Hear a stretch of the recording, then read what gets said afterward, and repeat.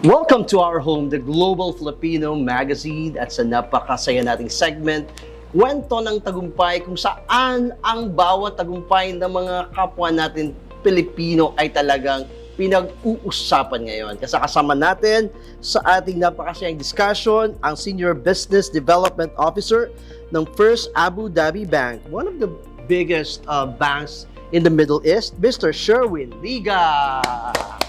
Hi, Sherwin. Hi, Kamusta? Sir Ollie. Thank you for having me here. Hindi namin kayang palampasin ang pagkakataon ng mga kwento ng tagumpay na maaaring maka-inspire talaga sa mga kapwa natin Filipino and other nationalities as well. We get to watch our videos every now and then. But your story, parang panaginip na nayakap mo ngayon because you dream of becoming a banker, no? Yes. A bank employee. Yes. From what kind of level ka? Currently, on my level, I'm on a senior level on acquisition department where we always help the customers po or bank clients to get their financial requirements. Wow. Yes po. So kung paano siya nangyari ngayon, balikan natin mamaya. But let's start about beginnings mo when you were still in the Philippines. Anong klaseng empleyado ka ba? Ano ba ang klaseng anak ka? Ano ba yung kursong tinapos mo? At paano ka nakapunta sa Dubai? It's all started when I still working in a hospitality industry, and I've been working with them for 8 years po. And then partly after some time when we get an expansion working in we have a franchisee in Qatar, then luckily I get an opportunity to work in Qatar po. And then, I build my career as well there. Pero po talagang tinapos kong kurso is banking and finance. So talagang from the beginning of my career endeavor, talagang I really wanted to become a banker. However, in Philippine situation, Sir Ollie, medyo kung hindi ka pasok do sa mga well-known university, you might not get that opportunity. That's the saddest part of it. Diba? And then, that time then, the bank are all leaning towards of hiring the females. Nung mga time nung era namin. So talagang sobrang steep, sobrang hirap na maka-apply for a bank. Then syempre as an eldest son, ang tawag sa akin nung parents ko before, pag-asa. Kumbaga kasi all of their hopes of better life and better things for me and for my family, talagang nililay namin doon na pagkatapos kong makagraduate ng college, and that would be a keystones for me and for the family na mas maging maganda yung buhay. Pero after college din po, talagang sobrang struggle din. Pero yun talaga, I'm happy with working on a hospitality. Yes, I'm working on a restaurant. However, the business that I manage there, it's all aspects.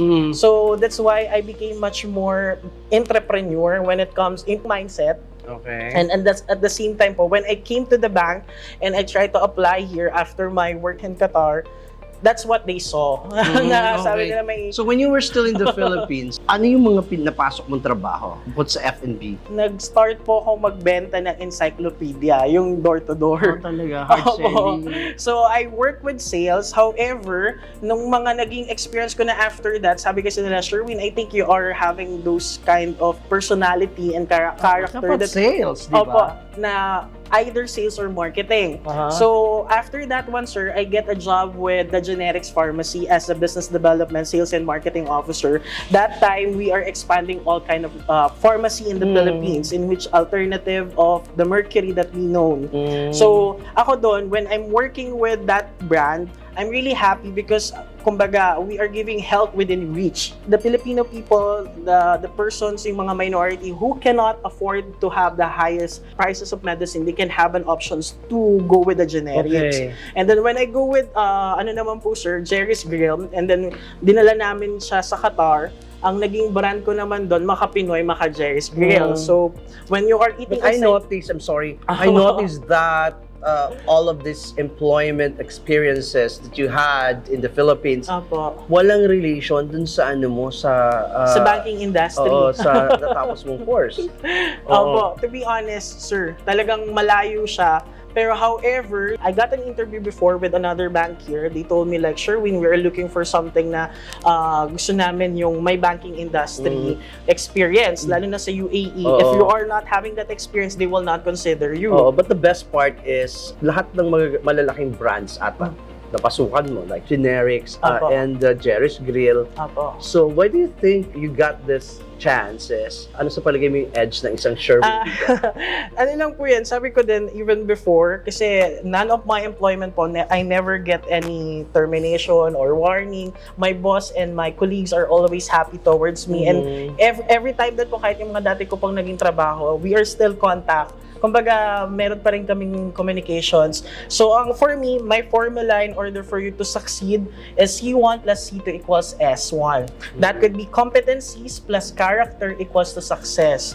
So, yun po yung inaano ko na hindi ka lang dapat marunong makisama, dapat competent ka din. Kasi kung wala ka ding galing, how can you execute the job well done? Hindi dapat good dapat well done. Yes. Tapos, syempre kahit magaling ka sa trabaho, if you don't know how to manage with the people around you cannot synergize with them, the project will fail because you cannot execute the project by yourself as well. You need people around you, and when you're working on a corporate level and you're working in sales or marketing on a project, you need a combinations of talent, skills, and mind of everybody. That's true. Okay, well, you are in the Philippines also. What pushes you to really work abroad? Like, for example, I believe Qatar is your first destination. No? How many siblings do you have? I have 4. Sabi mo ba ikaw yung breadwinner ng family, that you have this determination of yes po. leaving them and working abroad? Eldest po ko, and then yun po, isa sa mga talagang naging fruits of my labor at reason din po, yung talagang makatulong po ako sa parents ko and then sa mga siblings ko. Anong trabaho ng parents mo that time? Si Papa po, street vendor.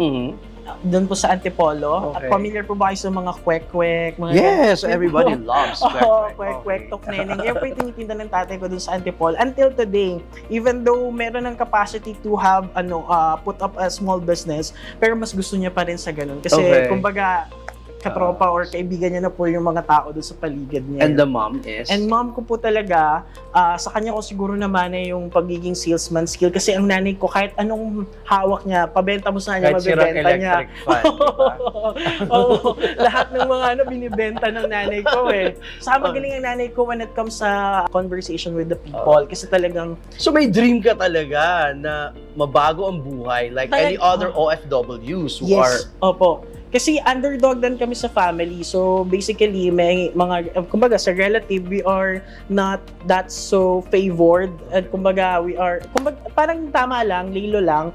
Tapos ako naman, hindi ko naman to upgrade yung kung anong lifestyle namin. Ang gusto ko lang, for everything that I'm doing, my parents and my siblings will always be proud. Yes, and benefit. And then they will benefit of it. Kasi at the end of the day, kasi lagi ko tinatanong yun sa parents ko na ba't parang walang liga akong naririnig na, I'm na lawyer, and then in my plan po na liga, I'm the first person na makagraduate with degree.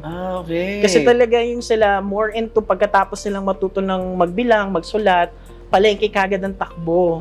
Magtinda doon, magtinda. Kakaiba yung mo. Sa akin naman, ang mindset ko, mag-aral, magtapos, saka, ayun po, i-pursue yung career, makapag-abroad, and then after some time, kapag okay na ako for my own capital, then I can do all my own business. Wonderful. Okay, so fast forward naman tayo. You were in Qatar because of a job with a restaurant, brand ng restaurant, no?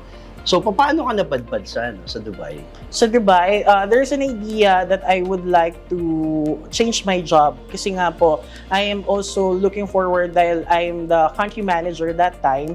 So, basically, we are presenting the sales and the income of the business. Country manager, di ba? Ang laki ng responsibility and napaka-prestigious ng ng title mo. Attached to your name. Yes po.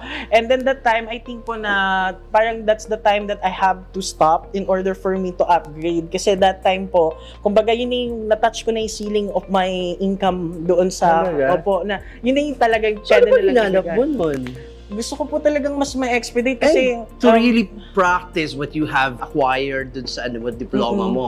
Di ba? Talagang ako po noon that time, there would be some kumbaga may internal voice that pushing me to go beyond on a journey that no other people did it. Kumbaga ako, yung out from my comfort zone because hospitality industry, Jerry's Grill became my comfort zone po. You let's face it. Opo. You've learned a lot. Siguro you've experienced so much with Jerry's Grill. and it helps you build your totality pagdating sa kung paano ka hinulma, how did they groom you, di ba? How did they enhance your talent? Nakatulong. Definitely po. I always owe it to the brand and to the people po behind the brand as well. Sa mga owners kasi po without their trust and the was chance it that easy for you to live this brand when you were taken into another field like actually po, the current job that you have right now? Opo, actually I cried, and even though I started my first year here in the UAE, I had the tendency to message my old bosses saying like, can I come back? Yeah. But I still stand firm with my decision. Kinuha ko to. I decided na iwan yung mga naumpisahan ko doon. And then, gusto kong mag-start ng panibago for other people to be also had the chance to grow like me. Okay. So, ayun naman po yung mga nangyari dun sa mga iniwan kong colleagues and friends. Sila naman yung nag-grow and even na nag-expand sa Dubai. I'm so happy to see that whoever I left there in Qatar are now the managers, the head chef, the supervisors, doon sa mga restaurants po na binuksan nila. Wonderful. Kaya, okay.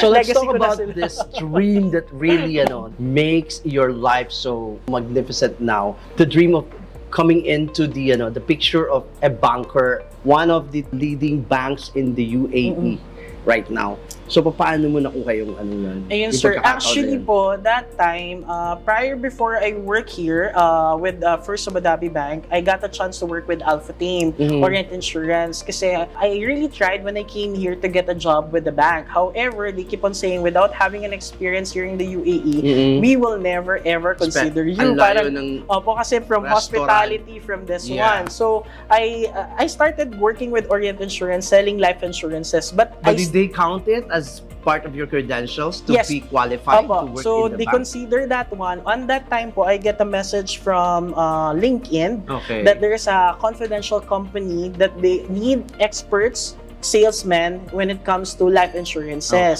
who can sell the life insurances over the phone call. So I visited them. Ang alam ng boss ko, may client ako. Pero alam ko lang na boss, I just need to go that Adnec place. And then, nung nag-park yung taxi, at biglang bumaba, kasi ayun yung location na sinend. Kasi doon sa sinend nila na email sa akin sa LinkedIn, highly confidential company. So, wala akong idea. Pero, which sabi bank ko, is this? kung bank ba to or ano bang company to, insurance company to. So, pinuntahan ko na siya. Pagtigil ang taxi, as per that location na sinend sa akin, ang nakalagay doon sa signage, pati yung buong building, National Bank of Abu Dhabi. That's NBAD before. And then they are opening a new department that will be selling MetLife or insurances over the phone call to those credit card holders. So I get that chance to work with them. Naging NBAD, tas nag-merge ang NBAD and And that helps, Opo. for you to get into the, to the bank. to the bank. Okay. So yun yung naging entry level ko dun sa kanila. I started selling insurances over the phone call, and then when they see that I had the potential to handle more complex products like credit card and personal loan, consolidating liabilities, and helping people to finance whatever their requirement, then I got that opportunity. How long are you now connected with this company? 5 years. 5 years ka na sa Opo. FAB. Opo. Ang tama ba ako? Magpa 5 years this September. Okay. And then what's the difference that you found out from your starting point, FNB, to this bank? What's really that I really like about working with First Abu Dhabi Bank compared with my restaurants on the hospitality industry.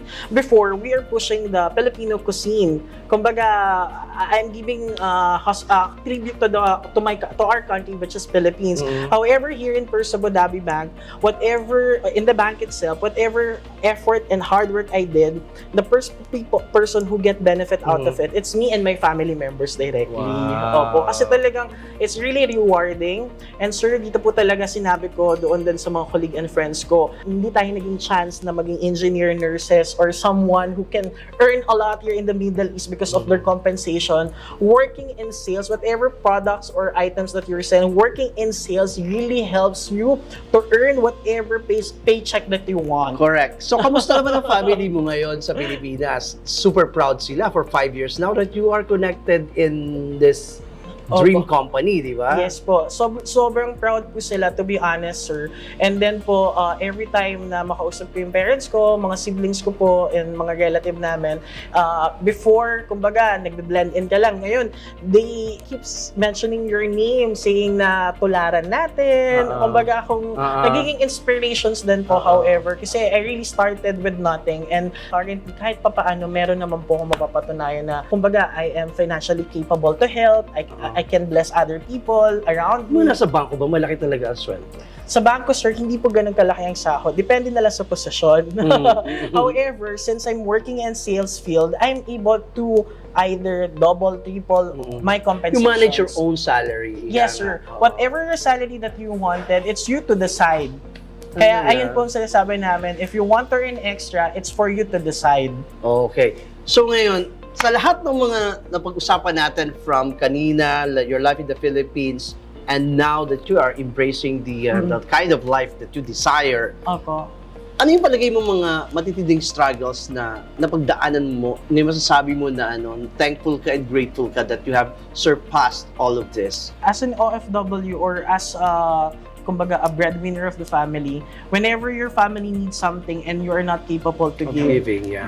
that's the hardest part. You start questioning yourself that I am doing the right thing. Am I enough to help them? So, yung mga ganung questions po. Pero, working with my current company po and with my current designations and opportunity, I'm able to bless them. So, talagang alam mo po yun, every time na kahit wala pang silang inihingi or sinasabi, parang ikaw na talaga na you're giving it both hands kasi alam mo na you're capable to give and to help. Yun po siya. Ayan, sa pagkakataong ito, hinga naman natin ang mensahe si Sherwin sa mga nanonood sa atin na paano ba magbigay ng pag-asa, especially for those of us who have started doon sa, minsan, di ba, tatanggapin natin yung trabaho just because kailangan natin ng visa. Just because we just want to stay longer in Dubai or in the Middle East. But eventually, matatalisod natin talaga yung gusto natin talagang mangyari sa buhay natin. For all kababayans out there, so the only thing that I could advise to you guys is just to follow your heart. Kung ano yung sasabi ng puso nyo, ayun yung sundin nyo. Kasi your heart will guide you along the way. Napaka-powerful ng empleyadong may puso towards to his work. Kasi kahit anong struggle and kahit gaano kahirap yung magiging trabaho nyo, kung talagang mahahalin nyo yung tatrabahuhin nyo, you can do it and you can be fruitful and inspiring stories to other people as well. So yun, huwag nyo kunin lang yung isang trabaho just because of either compensations or either kung anumang other underlying reasons. Kunin nyo siya dahil yun talaga yung bagay na pinapangarap nyo at ginugusto nyo. Ako, I'm working with the bank, so ang power ko as a banker, I'm able to expedite the requirements of those OFW. Bakit kailangan maghintay ng 10 years or 20 years in order for them to have their dream house if we can do it right now? So we can finance and we can help them. As long there's a project, as long there's a requirement towards for the betterment of the family here or either in the Philippines, I'm here to help them. I can be the reliable banker to help them to expedite their dreams. So yun po siya. Thank you very much. Very well said. Maraming salamat, Sherwin Liga, sa ating kwento ng tagumpay. Bye, everyone. God bless and stay safe. Bye-bye.